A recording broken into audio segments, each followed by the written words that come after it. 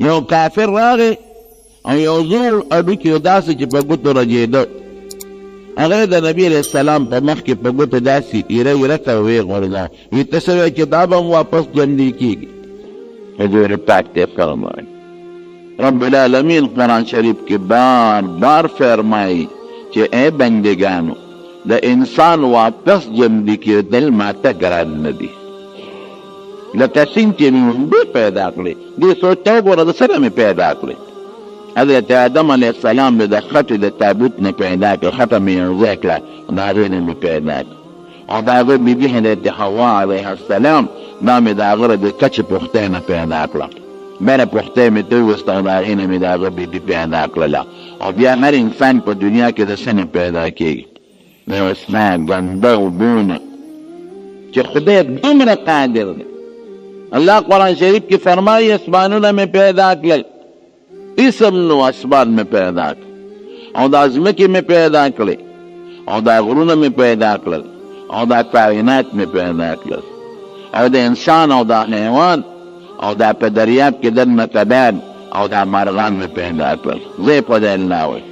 په دریاب کې دننه کبان څومره په تیزۍ روان دي خپلو لارو کې، او ځان د بچي مې وړي ځان به روزي مونه خدای ورکوي. او دارنګې په دې فضا کې د مارغانو ته وګوره په 2000 کوم طرف ته الوځي، کوم خوا لاړ شي کوم خوا راځي او یو خوا بل خوا. دا ټول ما پیدا کړل انیسا. خدای نه دی بقادر علی ان یحیی الموتى، په دې نه دی قادر چې دا مړي واپس ژوندي کړي.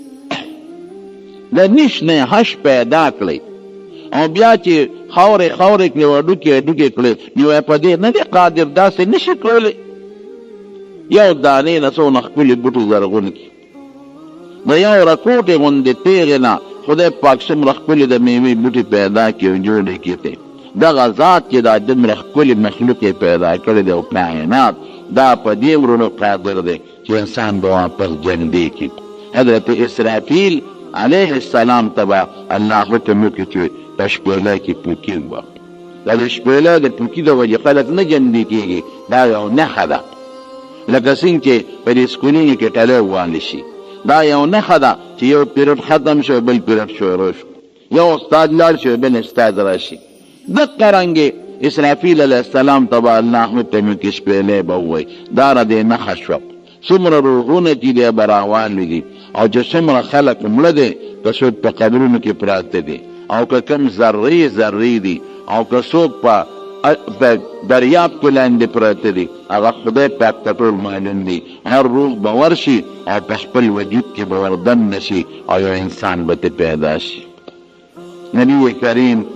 صلی الله علیه وسلم فرمایي وی د انسان ټول اندامونه او وجود خاورې کېږي، او د انسان د لنډې هډوکې د لنډې هغه هډوکې چې د حیواناتو لکې کوم ځای کې جوړېږي، دغه د حیوان د لکې د جوړېدو ځای په انسان کې دقه معمولي غوندې ځای نه خاورې کېږي. دا روح پروتي، دا پټینې ځای. منه یرکب الخلق، د قیامت په ورځ به دقې سره نور وجود اندامونه یو ځای شوي انسان به ترې جوړ شي. الله په دې قادر دی. ټول به پیدا شي. اذا هم من الاجداث الى ربهم ينسلون. قرآن شریف کې الله فرمایي دا به روغ خدای ته به مخامخ روانه، نیک به روانې ټوټېدې نشي د خدای پاک. بیا چې الله کله د قبرونو نه پاسي او رب العالمین ته پیش کېږي، الله دې مساعد دی. څوک به په دې ښکلي شکل پاس خشتمه زیده چې د خپل د دنیا کوم شکل او په دې خپو باندې ودرېږي، او چاله به ښکلی شکل دله به مزیدار خشته ښکلی شکل راشي، چې راشي دی به ورته وي ته څوک یې چې زما ومبې نظر پته نه لګېد. وایي ستا نیک عمل دنیا کې ستا د پاسه سورو او ته مې خپلو مزو چرچو ته نه پرېښودې، اوس راسور شه چې حساب کتاب میدان ته دی بوځه. هغه نیک عمل چې د یو شکل په یو شکل به اب ورته ټیټ شي، او دا نیک سړی به پرې د پاسه سوی شي او حساب کتاب له روان شي. څوک به پرې یادېږي. نبي علیه السلام فرمایي څوک به په یو سورلۍ 2 کسه سواري، او څوک به په یو سورلۍ 3 کسان سواري، روان به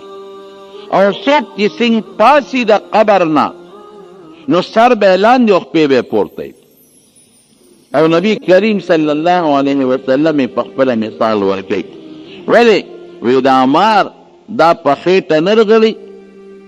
ماران خو خپې نشته په خېټه د پاسه رغړي نو خدای پاک چې په خپو کې د تلو طاقت پیدا کړی دی نو دا په سر کې هم د ټوخېدو طاقت پیدا کولی شي دې بدنه سیلاونې روانې او څوک به د سپو په شکل پاسي او د چا مخ به د خینګورانو په شانتې وي او دا به روانې او بعضې خلک به داسې چې دې سینګ سترګې وغړی نو په دې سپینو کې به یې زنځیر واچوي او خپل مخې به یې راکاږي دوزخ ته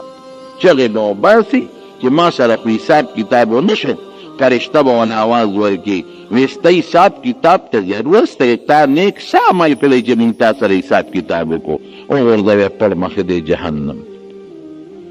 او بعض انسان به داسې چې سترګې وغڼئ په یو خاص شکل به یې نظر ولګئ د څوک چې زما لومبې نظر پته ولګېد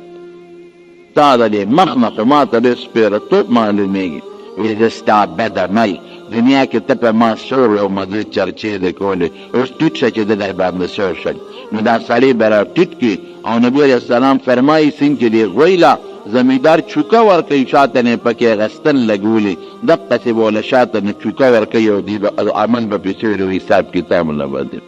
دا ثابت څیزونه دي دې کې شک نشته او که په دې کې څوک شک کوي د اسلام په عقیده کې دی د اسلام نه بار دی دته کافر ویلو کېږي دی مسلمان نه دی دا حساب کتاب شو میدان شو چې څنګه لاړ شي هغې نه پس به بیا رب العالمین حساب کتاب کوي داسې په اسانه به حساب کتاب شروع کېږي نه ډېر په ګرانه به شروع شي او چې کله حساب کتاب وشي نو څوک به جنت ته ځي څوک به دوزخ ته ځي قرآن شریف کې رب العالمین فرمایي اما من اوتی کتابه بیمینه فسوف یحاسب حسابا یسیرا چاته به عملنامه په ښي لاس کې ورکړی شي او چاته به عملنامه په ګس لاس کې ورکړی شي او چاته به د شا د طرف نه میلو شي ما د یو سړي سوال وکړو یاره وایي که ما عملنامه به مونږ په ښي نیسو که نه په ګس کې راکوي مونږ به ګس ته لاندې کړو او په ښي به ونیسم د دې څه مطلب شو ښي او ګس نو مې که د ښی لاس د فعلجو وی لکه دنیا کې بعضې سړي د ښی لاس فعلج وي بیا پکې د نیمه طاقت نه نو که په آخرت کې سره الله دا وکړي چې د ښی لاس د فعلج وده شي او دا نیول نشي کولی او فرشته ریاضت درکوي چې نیسه نو په کوم لاس به نیسي نو پوه شم بیا به ستا اختیار نه لمن الملک الیوم قرآن شریف کې الله فرمایي ملک مونږ معنا بادشاهي کړ خپله معنا اختیار دی دلته لمن الملک الیوم هلته اختیار د چا دی زما ستا اختیار نشته دلته اختیار خپل چلولی شي هلته زما اختیار ستا اختیار نشته قرآن شریف کې الله فرمایي لله الواحد القهار د هغې ذات اختیار دی چې هغه یو دی او ډېر زورور دی ډېر زورور څوک یې مقابله نشي کولی یو او ډېر زورور د هغې اختیار چاته عملنامه په ښي لاس او چاته په ګس چې په ښي لاس میلاو شو د سره به الله ګزاره وکړي او چې په ګس لاس عملنامه میلاو شي نو دا تباه او برباد شو نه غرق شو دی به دوزخ ته ځي بیا کافر چې دوزخ ته لاړ شي نو همیشه به په دوزخ کې پروت وي وتلی دې نشته او مسلمان چې کوم ګناهګار فاسق دوزخ ته لاړ شي نو دی به ترې د هغه خپلې ګناه په اندازه وخت تېروي بیا به تېوځي ګناهونه یې ډېر دی نو ډېر وخت به پکې تېر کړي او که ګناه یې لږه ده لږ وخت به تېر کړي او که ډېره کمه ده لږ وخت به تېر کړي او چا سره به خدای ګزاره نه وکړي نیک سړی د ګناه کړې ده او بیا د خدای په حضور کې په سچه توبه ایستې ده او یا توبې دا مطلب چې دا ګناه به بیا نه کوم بیا هغې ګناه نه هم ده کړې نو قرآن شریف کې الله فرمایي اولئک یبدل الله سیئاتهم حسنات د دې ګناهونو به خدای په نیکو بدل کړي یو حدیث پاک کې راځي نبي علیه السلام فرمایي یو سړی دی الله به یې ځان ته رانږدې کړي دومره به یې رانږدې کړي لکه یو سړی چې چا سره پټ ګډ شک لګوي پټې خبرې کوي داسې به یې رانږدې کړي نو رب العالمین به دې ته ټوس وکړي ای بنده پلانکار دې دا ګناه کړې وه دا دې کړې وه دا دې کړې وه ووجدوا ما عملوا حاضره اوس هم ګورې سیګونه پټېږي نه دنیا کې چې ته څومره خبرې کوې دا خدای نوټ کوي. اوس خو تاسو ته د کمپیوټر او د کیمرو په خپله پته ولګېده څومره تقریرونه کوي بعضې خلک هغه ټول په انټرنیټ کې روان دي پراته دي او چې څومره دې تقریر کوي هغه تصویرونه یې سره په انټرنیټ کې پراته دي هغه غیبېږي نه پراته دي په دغه ټوټیني غوندې کارت کې څومره سیلونه پراته دي هغه ته ورته میموري کارت وایي په څه شی ورته وایي څومره د دنیا بلا پکې پرته ده په دې پوټیني مشین کې څومره د دنیا بلا سامان پروت دی نو چې بنده له خدای دا طاقت ورکړي د خدای بني چې ستا څومره څه دي دا ټول الله سره نوټ دی د خدای یو کیمرا زه به د تعبیر په کیمرا وکړم یعنې ستاسو د ټولې دپاره دا خبره کوم زمونږ په سر یې د پاسه دقسې پرته او که مونږ ښه ته په بد کړو هغه کې نوټ کېږي هغه لګیا د ریکارډینګ روان دي کېږي د خبرو هم کېږي د نظر هم کېږي او ټول کیمره د نوم د پاسه ګوري هغه ریکارډینګ روان دی او چې ستا په کوم ځای کې شک پیدا شي چې دا مې نه دي کړی ټک به ورکړي هلته بیا ته مخامخ خوښۍ کړي دي که نه دي کړي ګوره دا خو پټوېدو معنا خبره دی ما یو تقریر که بیا سبا یم چې دا خو ما نه دی کړی ابه کیسټ روان یې ګوره هم ستا خپل اواز واوره تا کړی وي دا که دې نه دی کړی او چې د ما ویډیو تقریر چا ټایپ کړي او زه یم چې نه ما خو دلته لاس نه دی ښودولی او دلته کې هم دا خبرې نه دي کړې امه راته هغه ویډیو را مخامخ کې نه ګوره ورته په پلان کې ټینګ د کړی دا خبرې شوي دي او که دا نه دي شوي دنیا کې نه شي پټولی خدای نه به څه پټ کړي نه پټېږي د الله الله به ورته وایي بنده دا ګناه دې کړې ده دا واړه واړه به ورته یادوي بیا دې کړې ده او الله کړې بلکل دا سړی به په دې زړه کې وایي چې خدایه دې کې ته ما غټ غټ ګناهونه هم کړي دي اسې نه راته را مخکې نه کړي تا دې را مخکې کړل خو غرق کړې تباه به شم دا خو پټي پټي راته الله یادوي زړه کې به وایي نو چې دا واړه واړه ورته یاد کړي یېرېږي به چې غټ راته را مخکې نه کړي الله هغې ته دې ما ته راوان دې نه کړي غرق به شم نو چې دا واړه بنده دا دې کړي دا ګناهونه که نه او کړي دي انکار نه شم کولی وی دا توبه دې استې وکړم جړا دې کړې وه ما ته چې بیا به نه کوم او په خپله جړو توبه ټینګ هم پاتې شوې نو دا مې دله په نیکو بدل کړي دي دا نه چې معاف مې کړی په نیکو مې دله بدل کړي ګور به ډاډه شي چې ښه دا واړه په وړو نیکو بدل شو نو بیا خو به غټ په غټو بدلېږي دې به وایي خدایه یوسې ګناهونه په نورو وخت دې راته نه ښولل هغه دې را مخکې نه کړل وی ته مې یارولې نه چې ته خفه نه شې امې دله دې نه مخکې په غټو نیکو بدل کړي الله ډېر مهربانه بادشاه اولئک یبدل الله سیئاتهم حسنات دوام چې د خدای نه غواړئ دا وایئ اللهم بدل سیئاتی بالحسنات دا وایئ ای خدایه که په عربۍ کې نه درځي په پښتو کې وایه وایي نه زما ګناهونه په نیکو بدل کړه دا وایه یا الله زما ګناهونه په نیکو بدل کړه نو چې کوم ذات دا ګناه دله معاف کولی شي نو دا ذات ته دا ګناه په نیکو بدلولی شي دا د قیامت میدان دی هېڅ شی پکې کار نه کوي ټول خلک به یېرېږي بیبي عایشه صدیقه یو ځل د نبي کریم صلی الله علیه وسلم نه تپوس کړ وی د الله رسوله په دا سخته ورځ به د کوم ځای ګورم اوس ګوره هر چا سره سودا ده او نبي علیه السلام به د امت دپاره ولاړ دی کوم ځای به دی ګورم هغې سره سودا حالانکې به ګوره پاک د بیبي عایشې په حق کې په خپله فرمایي وی دا به زما د جنت ښځه دنیا کې هم ښځه ده او دا به زما په جنت کې هم ښځه دا یې ویلي حدیث کې راځي صحیح حدیث کې نو زه به تا په کوم ځای ګورم د الله رسول بیبي عایشه صدیقه رضی الله تعالی عنها ورته چې دا تپوس کوي حضور پاک ورته فرمایي وایي عایشې درېو ځایونو کې به جنت خطا کېږم دلته مې ګوره یو چې کوم وخت زما مصر حساب کتاب کېږي تله به ولګي یو طرف ته نیکۍ او بل طرف ته ګناهونه تله ډېره لویه تله اوهو حضرت داود علیه السلام یو ځل د الله نه سوال وکړه وایي خدایه دا تله راته وښیه ای طاقت نشه لرل داود پیغمبر دی علیه السلام وی نه الله خیر به راته نو ته یې تله وښوله نو چې ویلو ده نو بېهوشه پرېوت مکمل بېهوشه را پرېوت نو چې په هوش کې راغی نو جړلې وی خدای دا خو دومره غټه ده که دا اوه اسمانونه او اوه واړه ځمکې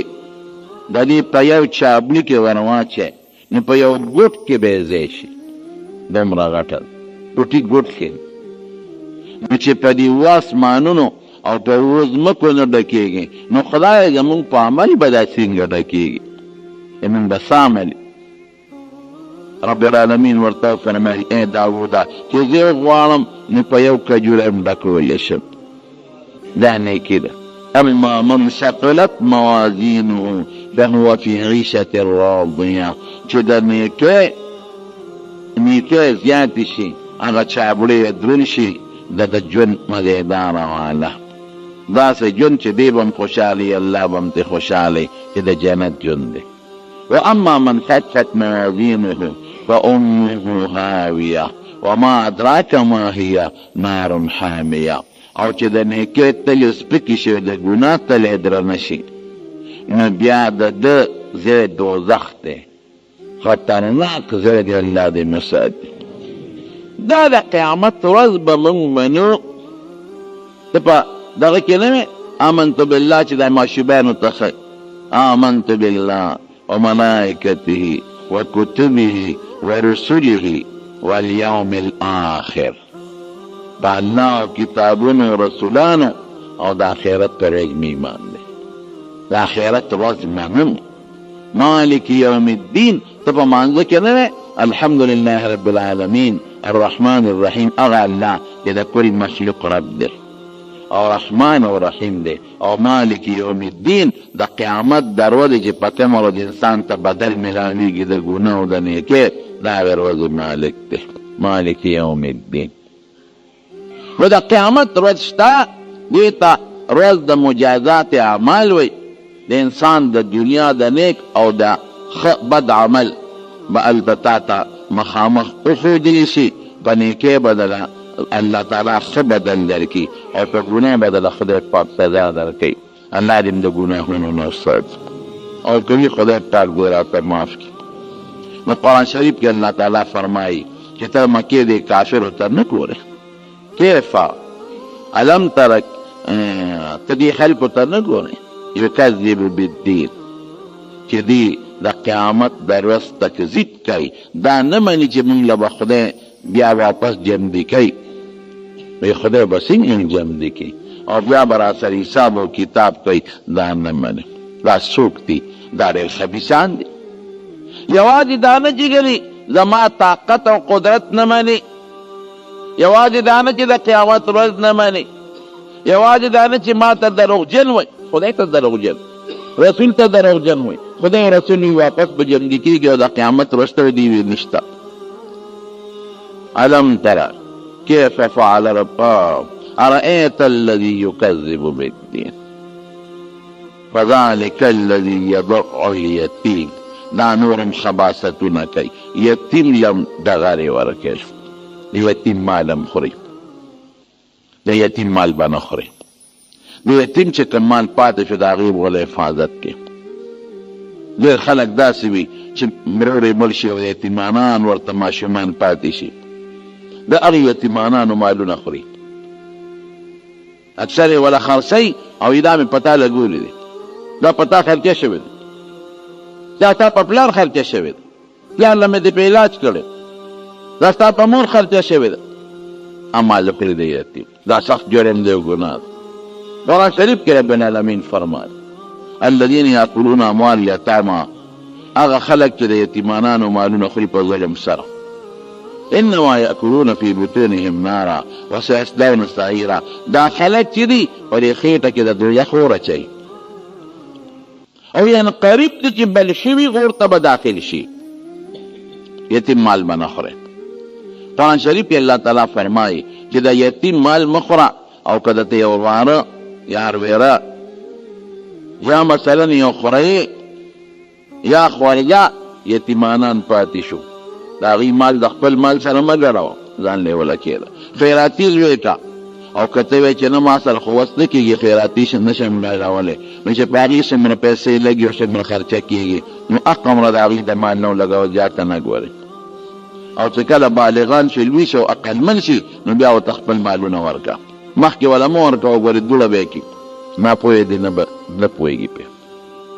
د یتیمي په سر لاس راښکل، نبي علیه السلام فرمایي چې چا د یتیم په سر لاس راښکل خدای به په خپل رحمت او برکت نازل کړي. د یتیم بیان بلخ نو په عربو کې دا سخت رواج و چې هغوی به د یتیمانانو مالونو حقونه خوړل. چې سړی به مړ شو نو د هغه ښځې له به یې مال نه ورکو او نه به یې د هغه سړي لور له خپلو ورورو نه مال ورکو، مال به یې ورور په قبضه کې واخیست. د حضرت سعد بن ربیع رضی الله تعالی عنه بیبي راله نبي علیه السلام له وی صاحب زما خاوند سعد دا تا سره د احد په جنګ کې شهید شو، دوه لوڼې یې پرېښودې یو زه، دوه لوڼو یو زه،